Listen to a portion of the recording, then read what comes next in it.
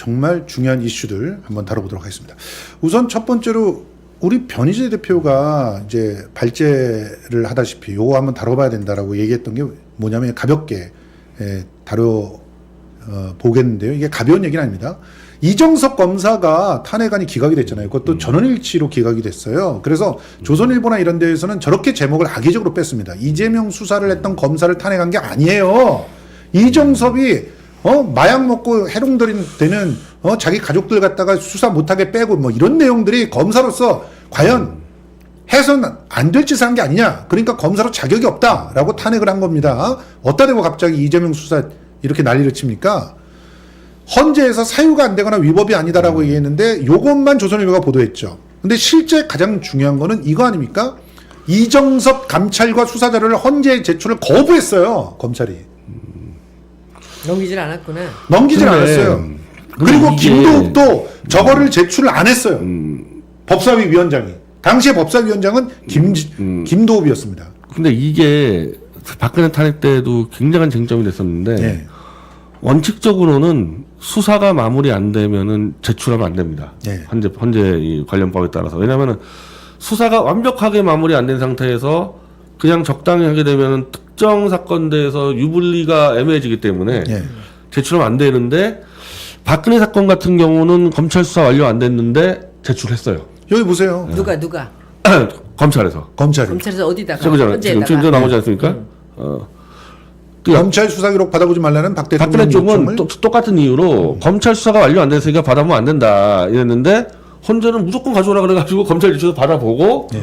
그걸로 유죄 때렸습니다. 그러니까 이제 헌재에서 기각 때렸는데 이번 사건 같은 경우는 실제로 문제는 여기는 과연 검찰이 어느 정도 수사했는지조차 파악이 안 되고 있죠. 그렇죠. 그러니까 수사를 제가 볼 땐 거의 안 했을 겁니다. 수사를 거의 안 해놓고 안 했으니까 이제 수사 완료 안 됐으니까 제출 안 해버리면은 이정석 검사에 대한 형사 범죄를 입증할 수 있는 방법 하나도 없는 거죠. 입증은커녕 뭐 사실은 이 육하 원칙 정도도 해결 안 했다고 이제 헌재가 나온 거 아니에요. 그럼 이 상태로는 검사 탄핵은 불가능하다는 거예요. 이렇게 되기 시작합니다. 그러니까 이게 탄핵 제도에 대해서 헌재가 지금 대단히 크게 오해를 하고 있어요. 이거는 수사를 할 필요도 없는 사안입니다. 사실은 생각을 해보세요. 집합 금지 위반해가지고 코로나19의 그 당시에 사실상 법적인 그런 령들을 전부 다 검사가 먼저 어겼잖아요. 위장 전입하고 한 것들 그냥 직무랑 무관하다고 다 넘어갈 수 있습니까? 그렇게 직무랑 무관한다면은 왜 형사장 금고 정도를 받은 사람들이 공무원이 왜 못 됩니까? 그러니까 이런 것들이 지금 헌재가 지금 뭔가 이상한 이게 왜 이러냐면요. 이 헌재의 이 탄핵 절차의 근본적인 모순이 있는 게 대통령 탄핵이나 검사 탄핵이나 감옥을 집어넣는 게 아니라 직만 이제 직을 상실시키는 건데 그럼 일반적으로 일반 공무원들 직 상실 같은 경우는요. 지금 저기 있는 사유 하나만 걸리면 무조건 직사유입니다. 무조건 직사유. 날라가요, 저거. 맞아요. 근데 탄핵 절차에 대해서는 형사소송법에 준한다고 만들어 놔버리다 보니까 예. 실제 이 판결의 효과는 직만 해제인데 과정을 형사 절차를 따르다 그러니까 완전 FM대로 하려면은 형사범죄를 입증하라는 얘기가 돼버려요. 그렇죠. 근데 아까 말한 대로 검찰은 수사자료를 제공 안 했잖아요. 예. 그럼 형사자료 없이 어떻게 형사범죄 입증합니까? 그러면은 이정석뿐이 아니라 이건 모든 사람들이 사실은 다 탄핵이 될 수 없는 구조인데. 그렇죠. 근데 문제는 그럼 박근혜 때는 또 왜 그거 인용했냔 말이야. 박근혜 때는 그러니까 똑같았는데. 이걸 자세히 좀 보면 지난번에 박근혜 대통령 때 탄핵이 헌재에서 이루어졌잖아요. 예. 이것 때문에 지금 이 정권에서는 이 헌재를 커버를 하는 거지. 그렇죠. 여기서 그냥 바늘도 못 들어가게 네. 이 애초에 다 봉쇄를 하는 거예요. 왜냐하면 여기서 어디서 어느 경로를 뭘 갖고 하는 건지를 알잖아요. 자기들이 했으니까. 그러니까 이거를 그냥 완전 봉쇄하니까 이건 제가 보기에 뚫고 들어가지 못할 거라고 봅니다. 헌재가 지금 원천 봉쇄당했고 헌재 때 그 당시 박근혜 때 박근혜 쪽에 있는 사람인데 그 두 명이 박근혜를 이쪽에, 배신하고 네, 이쪽 맞아요. 되는 사람 두 명 있는데 네. 그 두 명이 한 명은 KBS 이사회로 들어갔고 한 명은 지금 그 국민인권위원회로 들어갔고 예. 윤석열이 챙겨줘요 그 두 명을 아직까지 챙겨줘요. 얼마나 고맙겠어.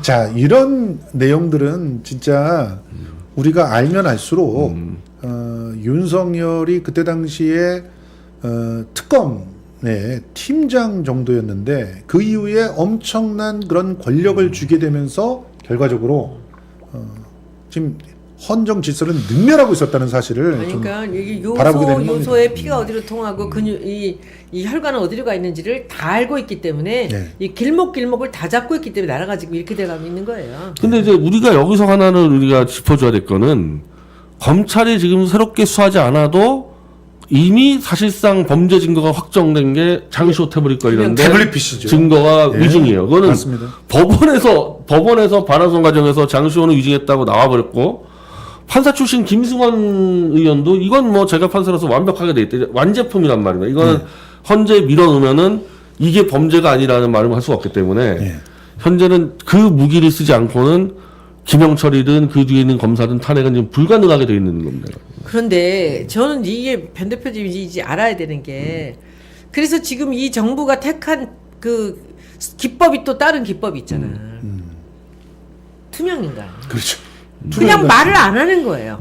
변희재라는 이름을 올리지 않고 투명인간 취급을 하는 거야 그냥. 그러니까 이 사람에 대해서 얘기를 하면 자기들이 이길 수가 없거든. 왜냐하면 이 증거가 책이잖아 지금. 네. 이걸 책을 출간을 했는데 이거 벌써 잡아넣었어야 되죠. 그런데 이 책을 부정할 수가 없으니까 그냥 못 본 척 없는 척 하면서 끝까지 가는 거예요. 그리고는 보석도 해제하지 못하고 그리고는 이제 거기 이번에 그 제가 재판에서도 그걸 느낀 게 다 투명인간 취급을 하는데 이 재판에서는 묵살하면서 그냥 유죄를 때려가지고 그 다음에 다시 또 변희재가 유죄가 돼서 감옥에 갇혔다. 그거는 이제 대사 그거를 하고 나서 그 다음에 뭘로 갇혔는지 이런 건 알 필요 없는 거야. 그 이제 기사는 이제 그래서 역시 법원이 역시 가짜 뉴스를 철저내렸다 해서 그렇죠.